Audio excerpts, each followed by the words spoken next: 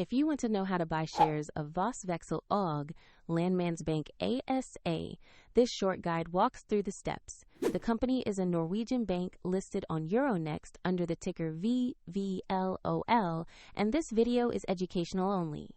You need a broker to trade, and I will use eToro as an example to show the process. After registering, you must verify your account, usually with an ID document, and add funds before buying. Use the platform search bar and enter the ticker VVL.OL to locate Voss Veksel Landmandsbank ASA. Make sure the company name and market match the Euronext listing. Open the asset page to read basic company information and view the price chart for context. Confirm the Euronext listing and the VVL.OL ticker to ensure it is the correct stock. Tap Buy or Trade, enter the amount you want to invest, carefully review the order details, and then confirm the trade.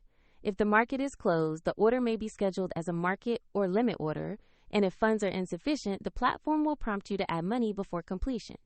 After execution, your position will appear in your portfolio, where you can monitor it, and you can find a link to eToro in the description if you want to visit the platform.